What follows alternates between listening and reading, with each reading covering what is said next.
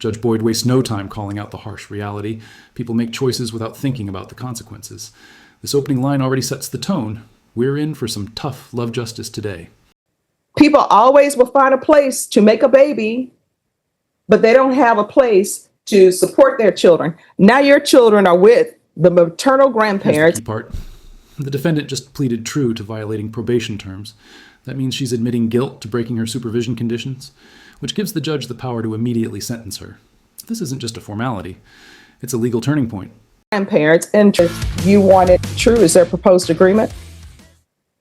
Violation of condition number 8 on or about the 20th day of July 2025, where County Taxes, the defendant, Ida Barrera, failed to report a change of address to supervision officer in violation of condition number 8. How do you plead to that? True or not true? True.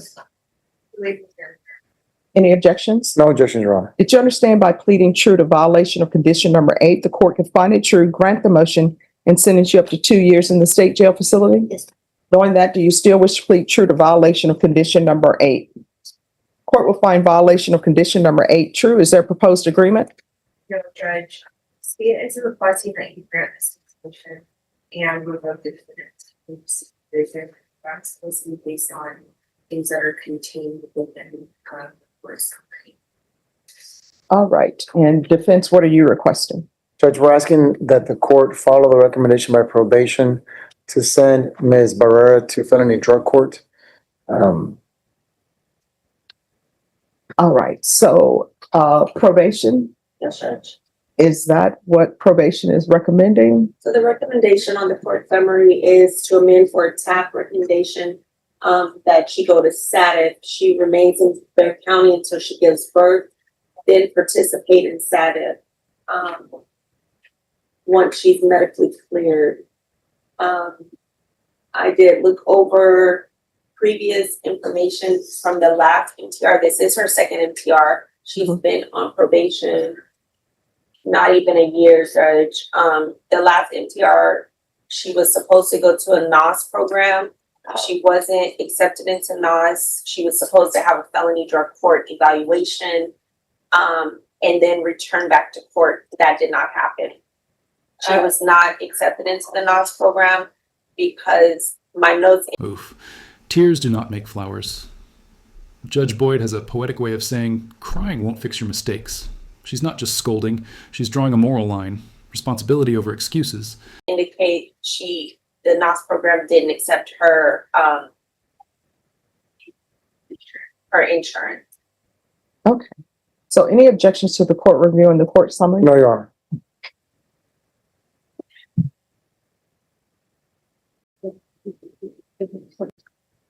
Just like the song says, tears do not make flowers. All right. So here's the thing. Do I think you would be a good candidate for probation? No. We've tried things. But am I willing? Maybe things will change. Maybe there can be some help for you. I know that from reading this, well, I don't know why the tears are here. Because I will tell you this, I appreciate the tears, right? It's not even a But let me just tell you, just like the song says, tears do not make flowers grow. And the problem is you haven't been stepping up to the plate and doing what you're supposed to do. I'm reading the court summary, and you know what it says in here? Your parents have custody of your other children due to CPS issues. No, that's what that says here. That's what it says, but I have I can get paperwork and proof from Attorney General that I have full rights to custody of my kids. You should. And I'm the custodial parent of all three. It's just, I'm waiting on my housing. You should. I've been bouncing from place to place, so that's why I didn't want to. Let me just tell you, you should not have custody of your children. And this is what I don't understand. And I want you to internalize what I'm saying. I'm not trying to be mean, but people are just going out here having children, have no means to financially support them. According to this, you have 3 other children. So when I would do CPS cases, you know what I would tell my clients? I'm like, look, I'm going to give you a pass on your first child. Maybe you don't know, nobody told you how babies are made, right? So I'm going to give you a pass for that. But I would have clients who would be 20 years old and have 5 children. And I'm doing the math in my head. At some point, everybody knows where children are made. Do you know I had a CPS case once and they were saying, well, Stephanie, we're going to place the child with the great grandparent. This part is wild. Judge Boyd is using her real-life CPS experience to paint a bigger picture of generational neglect. But what do you think? Should judges share personal experiences like this in court, or does it blur the line between empathy and judgment? Let me know in the comments. I was like, well, that's going to mess things up because, I'm hoping everybody will live forever. But I'm like, that great grandparent is too old. No, not too old. On the CPS side, we have grandparents who are like 40. I actually represented somebody once. I was representing the baby. And you know how old that baby's mom was? 12. People out here just running around, having children, not giving them any idea of what life is all about, just procreating. And here you are, you're out here just procreating. And you have no means to support. Oh, I'm placing my children with my grandparents because I don't want to be bouncing from place to place because I don't have a place to stay. Whose fault is that? Yours? Get a job. People always will find a place to make a baby, but they don't have a place to support their children. Now your children are with the maternal grandparents, and trust me, grandparents, guess what they want to do? They just want to be the fun grandparent. There are no rules here. I'm going to spoil my grandbabies and then send them back home to you. But they can't because you're not doing anything. I've actually been waiting on my housing, Miss. Now, here's the thing. You're waiting on housing. Guess what? You're not providing that housing. The government is providing housing, which means taxpayers are providing housing. And I got news for you. There's a government shutdown. And I don't know why you would choose to get pregnant because people know how babies are made. This is the emotional climax. Judge Boyd lays out exactly what's at stake. She's spelling out the future. If the defendant keeps failing, CPS will step in and her baby could be adopted. It's brutal, but that's real-world consequence right there. When you don't have your life together and you don't even have your 3 children with you, now you're crying before me because you don't want to go to the state jail facility. And let me just tell you, I would send you for 2 years, right? And you know what would end up happening? You would be at the state jail facility. And when your baby was born, somebody would be right there to pick up your baby. Somebody in the form of the state, Child Protective Services. And either it would be placed with your maternal grandparents, but your mom may say, you know what? I can't take any more children. And then you know what ends up happening? Then your siblings are separated. Because somebody will adopt your baby. Your attorney will tell you, guess what? It's always easy to get a newborn baby adopted because you know why? People are looking to adopt children. Guess what they figure? There isn't too much damage that a parent could have done to this child unless they were using drugs while they were carrying the child. They are ready to go and take that baby. And you know, on the CPS side, when you place children with foster parents, they're just supposed to foster. We're going to be here. We're a stopgap for the parent. The parent's going to get their life together. But you know what really happens?